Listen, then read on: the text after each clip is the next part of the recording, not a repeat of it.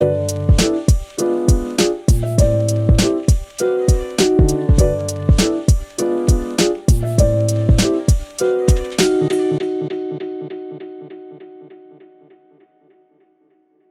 day, everyone. It's really an honour today to have Herbie Skeete be our very first of the City Chronicles. City Chronicles is an idea of ISITC Europe CIC to catalogue through personal testimony the issues and things that have happened in the city over their particular career. And in that way, we'll get a personal insight that will perhaps give more colour to what's in the history books. It'll give maybe people an idea of what the city is really about from a personal standpoint. So Herbie, welcome to ISITC Chronicles. Thank you. I mean, you've been an enormously successful guy in the city through an important period of change in the city. And I wonder if we can sort of delve into this now and perhaps start from, could you give us a bit of an idea of your background? Where do you come from?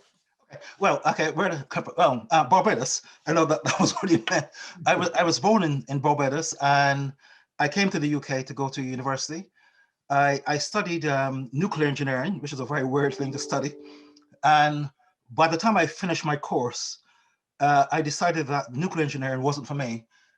It was a nice subject to do, but if you wanted to work in the industry, most of the jobs were research jobs in places that were very remote for obvious reasons. And I didn't fancy living in Winfrey or one of those places, which are far away from real life. So when I finished university, I took about 6 to 9 months out, went to Paris to work for a friend of mine who had a sort of record company. And that was fun, but it wasn't a real job. So I thought, what can I do? You know, what am I qualified to do?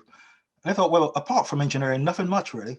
Then I remembered that a lot of the nuclear engineering stuff was simulations using sort of Monte Carlo theory. So you had a program in Fortran 4. So I thought, good, I think I'll get a job as a programmer. So having applied for various jobs, I got my first job, and that was great fun. I learned a lot about real programming for real clients.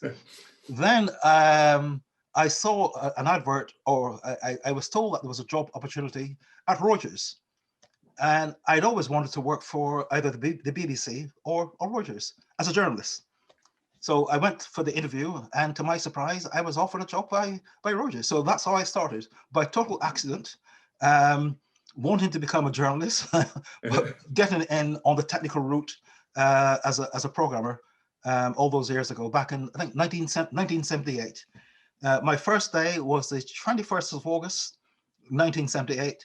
And the reason why I can remember that date, every person who worked for Reuters from that era can tell you the very first day they started. It was sort of burdened to you, as it were. So that's how I started. Yeah. Well, you've retained a very nice lilt on your accent. Yes, over indeed. that time. Over 40 years. Yeah. Yes. Yeah. And joining Reuters, what was your immediate impression of being in a big company like Reuters? Well, it was great fun. I liked the people. It wasn't that big actually in those days. It was big compared to the companies I'd worked for before. I think you had about 2,500 employees worldwide, but it was more like a family company. Everyone knew everyone else.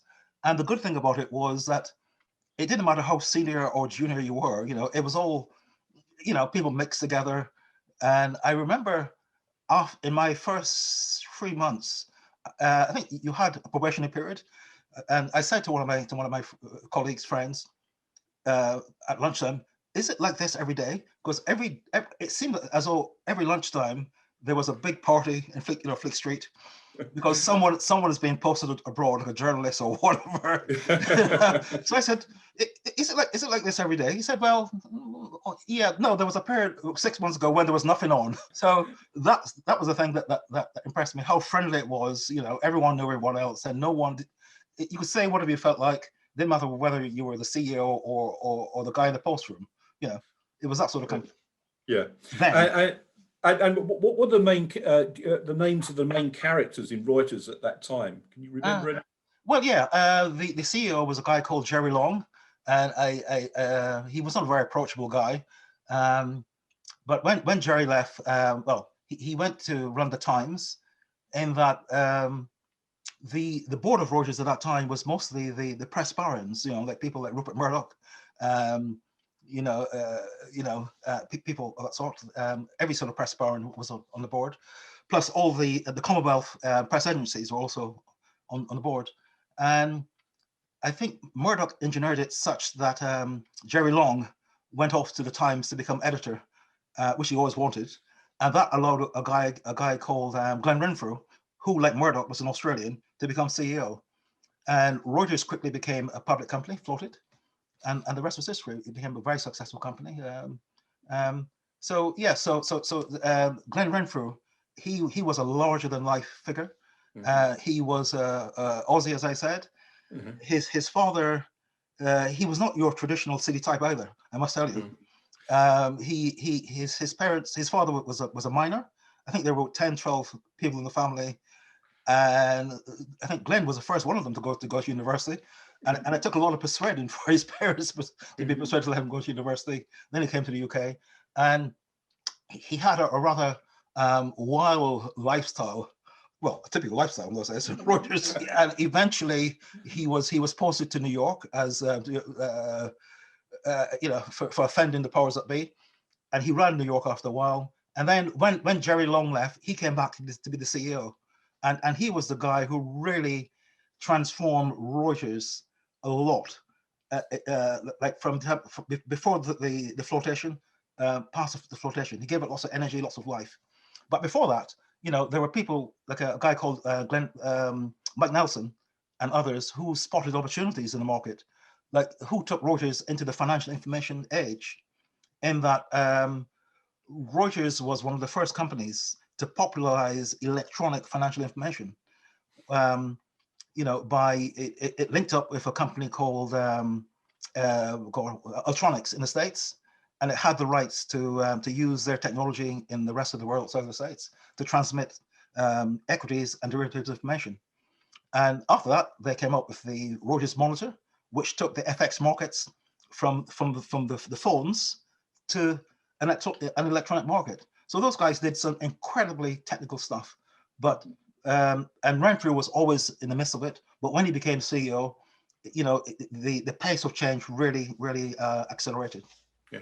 Would this be taking us into the 80s by now?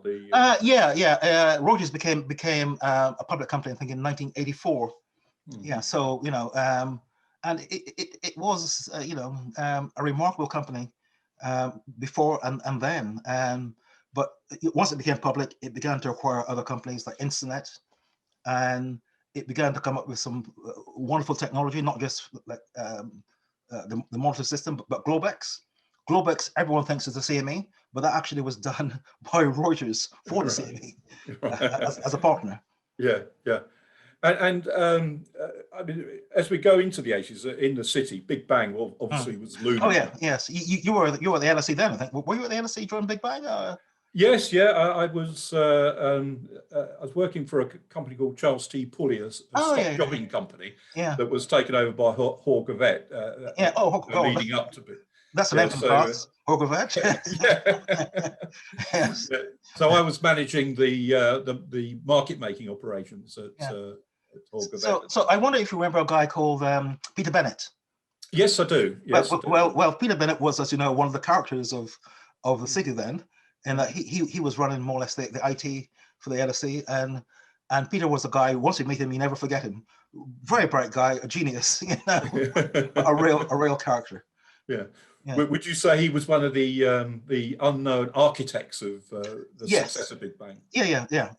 And after he left the LSE, he and two other colleagues went off to found a consultancy which did lots of work in terms of bringing together the European markets.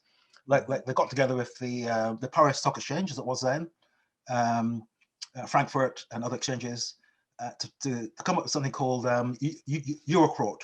And the Pipe project. The Pipe project was going to bring together all of the blue chip data for all of the main exchanges in Europe. Unfortunately, it didn't get off the ground. But once that failed, Peter and Steve Wilson and Mike Walbridge went off to start a trade point. Right. Which obviously, trade point was not a commercial success, but it was really a catalyst to change the LSE, to move it away from being a sort of a flow-driven market to like, you know, electronic trading. Because what Peter and Mike and Steve did, they got the system from the Vancouver Stock Exchange and used that as the engine for trade point, and that forced the LSE to start to move into the electronic age. Right. Incidentally, by the way, people have forgotten Mike Walbridge these days, but they probably remember his daughter, Phoebe Walbridge. Sorry, you know, that famous program on television. Yes. Yes. But really? But that's his daughter. Yeah, that's Mike's daughter. Really? I didn't know that. yeah. Well, so he is now known not as a father of trade point together with Peter, but as a father of. and were you still at Reuters at this stage, or? Yeah. I was at Reuters all the way through. I left Reuters in 2005, I think it was. I was there for 26 years, and you know, Reuters, as we discussed earlier, went through so many changes actually. And after the flotation, you know, for the first 5 or 6 years after that, it was really a place where things happen, innovation. You know, there were the most remarkable characters that one worked with, and that Reuters combined the editorial stuff with the financial information stuff, electronic stuff. And I was very privileged to work for some of the former journalists who got moved into marketing, product management, which is where I spent a lot of my time. And after I finished being a sort of developer, I was sort of moved into marketing, product management. When I first joined Reuters, actually, marketing, product management, I wouldn't say it was amateurish, but it was professional. Amateurs pretending to be professionals, or professionals pretending to be amateur. Yeah. So myself and 4 or 5 other people were headhunted internally to work under a guy called John Parcell. John Parcell was a former war correspondent who, as a punishment, got moved into the business side of Reuters and took to it like a duck to water. And he was one of these really bright people who changed Reuters from the inside. And yeah, John was a larger than life character, and we worked with John to develop some really fantastic products. My product was the products that were the first products on IDN. IDN was Reuters Integrated Data Network. So we came up with the first products on that network. And because my background was technical, I was able to work with the developers in terms of making sure the products were fit for purpose. But also, you know, if there were compromises to be made, you know, I would know if you're being, you know, fed a line by the technical guys. and if they wanted some favors in terms, look, you know, give us a break on this one, because they're all former colleagues, friends, you know, we could come to some sensible compromise. Yeah. In fact, one of the first things I learned in my transition from being a technical person to being a product marketing person, and this was taught me by John Parcell, it didn't matter, like the cleverness of the idea or the technology was immaterial. What was most important was, you know, is it going to make us money? Are the clients going to use it? Not how clever your solution is. You're not a technical person anymore. So forget all that rubbish. Will it work? Will it make money? That's all we're concerned about. Yeah. Well, it makes you a very valuable character, Herbie, because you're able to align the technical, the engineering side with the business side. Yes. And that's was, I would imagine, those days was very rare. I mean, it's very rare today even, but yeah. Well, yeah, it was very rare, but John Parcell got these 4 or 5 of us who fitted that bill, and that we could talk the language of technology to the technologists, understand it as well, know what it's capable of, but then go to the market and understand what the market wanted, talk the language of the market, and then make sure that what came up were products fit for purpose that would work. You know, so yeah, but we enjoyed it. We had fun. As one of my colleagues said, it was like working in the world's best and biggest toy shop. And being able to play with all toys every day. Really wonderful. Well, we talked today a lot about innovation that's with the technologies are there today. I mean, how can you measure the sort of innovation that was going on at Reuters in those days with the what's going on today? Is there, do you see any comparable?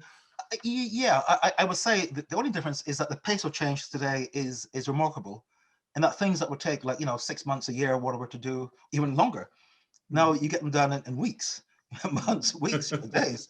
Yeah. So that's, and also the flow of new technology, new ideas developing is much faster than it was then.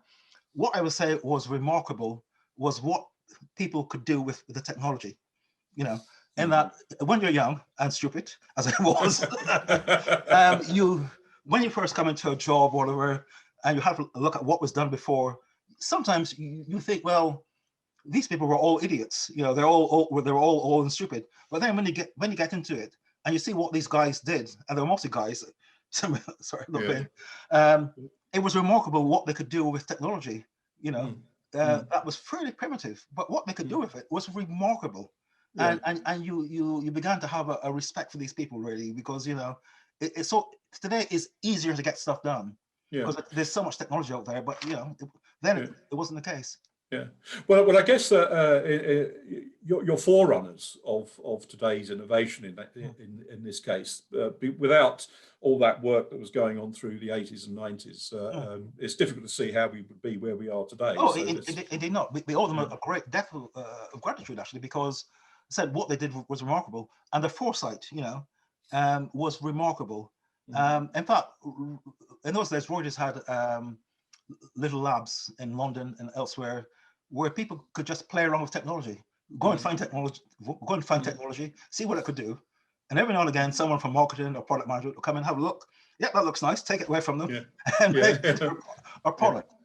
And we also had a wonderful guy, I'm not sure if you've heard of him, called John Tayson. John Tayson was a wonderful guy. He began life in Reuters as a sales guy, but then he ran something called the Greenhouse Fund. I don't know if you've heard of the Greenhouse. I've heard of the Greenhouse Fund. Yes. But John had the best job in Reuters. He will go to like the Silicon Valley in the States, look for technology, look at technology which Reuters could invest in, and so he spotted things like Yahoo and lots of other companies when they were very, very, very just starting, actually, and invest in them, and most of them were very successful. So this was the corporate strategy from Reuters. It was, to open the doors and allow innovation, allow people to find and develop. Exactly. And in that Reuters, as I said, it was a different kind of company then. In that, in those days, not just the company itself, but the company allowed people to make mistakes. And you can't succeed in life without making the odd mistake or two, provided you learn from them. That's what's important. Yes, I think that's a good lesson for in business and in life generally, isn't it? Allow mistakes. Everyone makes a mistake. Yeah, exactly. Learn from it. And as you said, you left Reuters. What was your views on Reuters as you leave Reuters to progress your career? What was your view on Reuters, and why did you leave? Well, okay, we had a bit of a falling out. In that, in the year before I left, Reuters was going through tremendous changes, and you had a new leadership team in, who I think it's fair to say, I had a few disagreements with. We're still friends, but disagreements.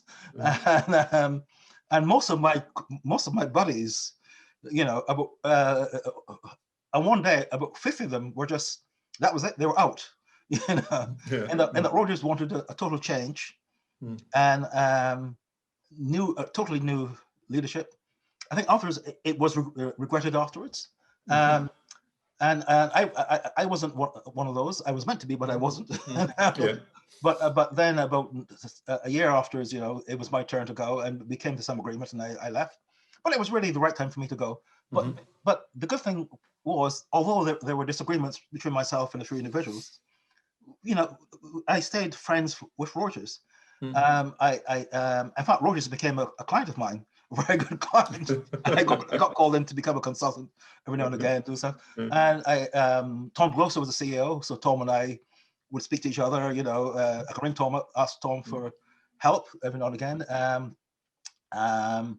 So we stayed close. So, but Reuters was changing as a company. It was becoming a lot more. I'm sure they forgive me for saying this. It was becoming a lot more bureaucratic. As all companies do. It wasn't just Reuters. I remember in my last 6 months at Reuters, I knew when I was going to be leaving. It was all arranged. I went to Frankfurt to, I think it was Deutsche Bank, to see the Autobahn team, and I was with the head of the department. I know this guy for many years, and he was saying to me, as we were looking over the floor, he said, "Herbie, it's all changing, isn't it?" I said, "Yeah, it is." He said, "You see those guys pointing to the floor? That's not a factory. They have they have very few. They have everything they do is governed by parameters. They do what they're told. It's a factory. It's not like the old days when you and I first started. I said it's the same everywhere now, and that's true." I think this certainly resonates with me as well. That there was a line that seemed to be created where beforehand it was a more social, a much more collegiate, much more everyone working together, piling ideas in, innovation. Less structure, less bureaucracy, exactly. and then at some point, and I think it happened at Reuters, but I think it was an industry-wide thing. It became far more structured, far more risk averse to innovation and change. Yeah, I'm afraid that management by spreadsheet became the vogue everywhere. The motto at Reuters at my time was, work hard, play hard. Yeah, and the working hard came before the play hard. Yeah. Well,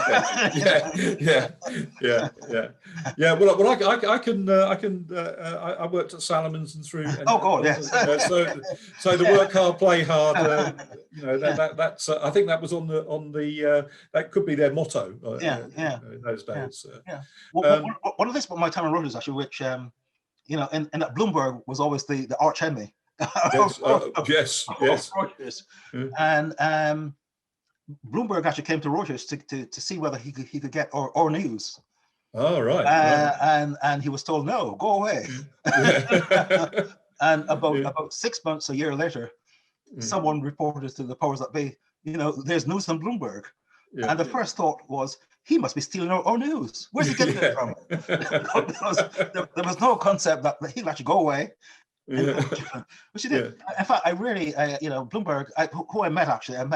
I actually met Bloomberg in the early days. I didn't know who the hell this guy was. But myself and a couple of people were in a course, and there was this guy Michael Bloomberg. But that was one company which Reuters failed to take seriously until it was too late. He started off in what was a niche, or seen as a niche, fixed income.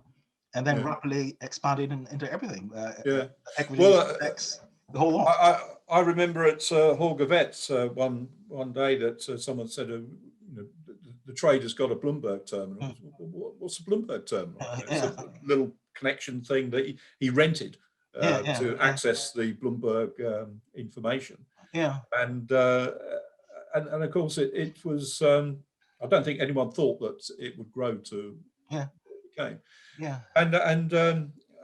So that's one fish that got away from Reuters. Yes, it was actually. And in fact, I went to the new Bloomberg headquarters. I'm not sure if you've been there. The new headquarters in London. Yes, beautiful building. And I felt pain, anguish, because that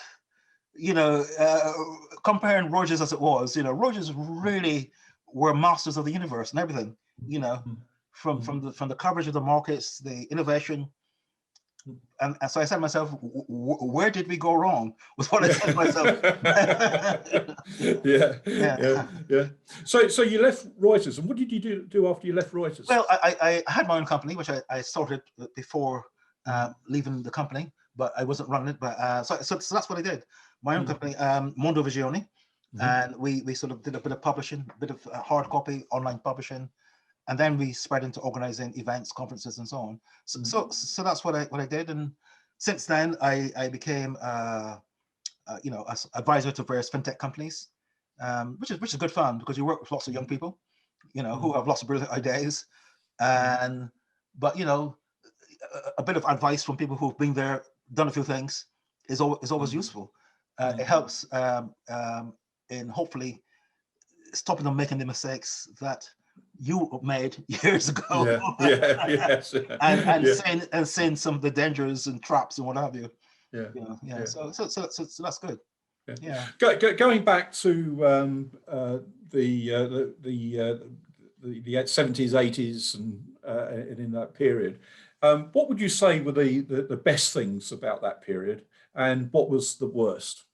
Well, the best things were that it was a very open period, a very social period, as you said yourself, And the thing that I like, especially in Rogers, but it's probably true lots of places, and that it didn't matter whether you're the CEO or the post boy, you were entitled to an opinion, and that opinion, provided you could back it up, no one cared actually.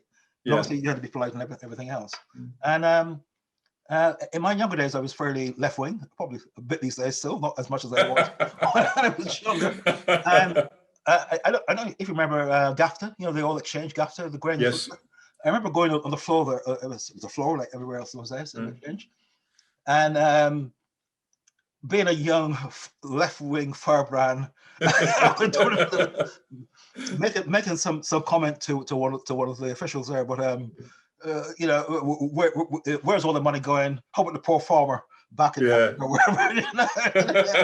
And a phone call being made to the powers that be in Reuters.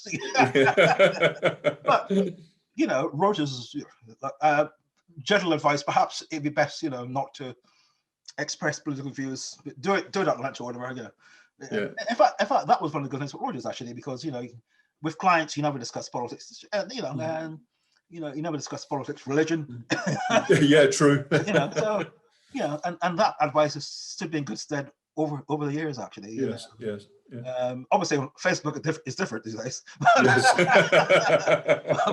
But working for Rogers or any other company, you tend to leave the politics behind when you come into the office. So that was one of the good things, that it was a very tolerant place. What did I disagree? One of the things I didn't really like about it, in that some people had looked down with condescension on technical people, in some places that they weren't really appreciated. Yes. That you were seen as not quite a second-class citizen, but but that changed. Over time. And that technical people became more appreciated, and had a say in how companies are run as well, because technology now underpins everything in life that we do. And also, I remember that there was one senior person at Rogers who prided himself at not understanding the technology. But that quickly became not the done thing to confess to such ignorance. I'm sure he knew how to work the terminals and everything else, but he pretended. No. I get a little man in. But someone like Peter Job, who became the CEO of Rogers, I remember when he was based in Hong Kong, or he was in Tokyo. I was in Tokyo or Hong Kong. He would delight in telling me how his local systems worked. He actually knew that. He actually knew how everything worked, how the technology worked. He probably didn't know it as well as he thought he did, but but he had a better understanding of the technology and appreciation of it than most senior executives at that time. But he also knew everyone in the company. All the staff who worked for him, all the members of their family. As I said, it was a different world in those days. Well, I remember when I left Salomons and went to Robert Fleming, and in my first week at Robert Fleming, I was aware of someone standing by my desk, and I looked up, and it was the chairman of the bank. He decided to come and welcome me to the bank. I can't imagine that would happen today. No, in fact, I remember a visit to the Luxembourg Stock Exchange. I was still then in development. I was still writing code, testing systems, sort of stuff. And I went to Luxembourg Stock Exchange. I can't remember why I was there. Mm. And I was just about to leave to catch my flight back to London when someone said, "Oh, the chairman would like to meet you." Me? So I was escorted to the chairman's office to have a glass of sherry, whatever it was, because I was from Reuters. Yeah. You know, and Reuters had such a cachet, you know, that the chairman wanted to meet me, shake my hands, and whatever. And that was the sort of world it was in those days, where Reuters had such a reputation.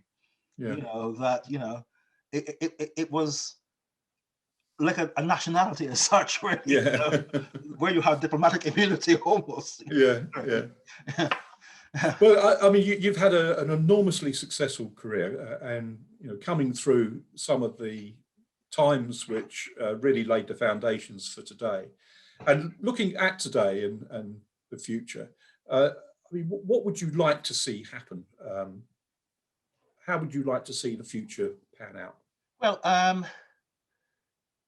I think that in terms of the UK, not want to discuss bring politics into it, but obviously Brexit is going to complicate matters in terms of how the UK trades with the rest of the world financial markets. So I hope that that gets sorted out soon. But irregardless, I think that, you know, the UK will continue to be, in terms of financial markets, innovation, and whatever happens, I think, you know, the UK is going to do fairly well because it will adapt and sort things out. But I just hope that the spirit of innovation, you know, not being afraid of change, continues. But also that it becomes a much more inclusive and tolerant place. That's what, and some of the things you mentioned earlier, you know, are important steps to make sure that happens. Yeah, I mean, as a successful black man in the city, you're a role model, a good role model, I think, to say that people of color can get into the city and be a success. Yeah. I mean, is there a message that you think that young black people should understand, or you could give to them to say, but you know how? Well, I would say that, you know, it's easy to say that anything is possible, but I think it is. You know, I think that you need a start. A start is what people need, and to show that it is not impossible. You know, in many respects, I was fortunate in that my background was such that it was easier for me to you know, to get into the city, and I probably didn't appreciate how lucky I was in many respects, how fortunate I was. You know, but I would like to see that such opportunities were available to a lot more people. I'm sure that it's changed a lot today. You know, you can walk around the city and you see different nationalities, colors, creeds, whatever. You know, much more so than when I first started to work in Reuters. But you know, even so, there's still a long way to go. Yeah. Did you have to overcome any prejudice through your career? Not much, actually. I would say, you know, because a lot of stuff is hidden, but you know, and that when you work for Reuters as well, that tends to, people see you as a Reuters person. Yeah. You know, and I'm sure there was, but there wasn't an awful lot. You know, and in fact, I'll tell you a story from Reuters when there was a very well, I'm not sure if he's still alive, but there was a very unpopular manager whose name, his first initial was D, and his last name was Black Man. Really? Yeah, seriously. And someone once said in front of me, he wasn't being offensive joke. I will work for anyone in Reuters, even a black man, but not the black man. and that was said not in a this way. Just a reference to how unpopular this guy was. And I remember myself and a colleague interviewing a guy from Zimbabwe, a very bright guy who joined us from a IP Sharp before we bought IP Sharp. And this guy said to myself and my colleague was white, is there, like, you know, is there any racial prejudice in Reuters that I have to worry about? So Chris, my friend, answered, said, well, Herbie better answer that. But as you know, he said to this guy, Herbie gets more problems for being red than being black. Meaning my politics. Yes.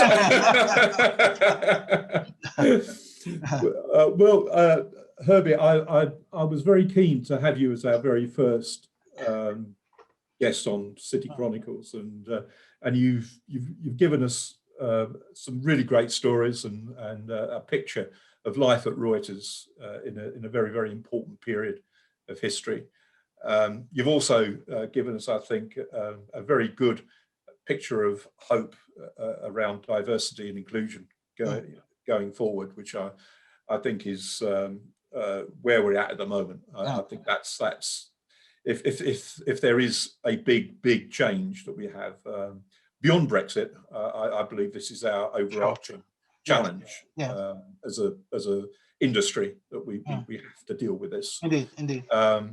And you are we're in the vanguard and demonstrating that how you can succeed in the city.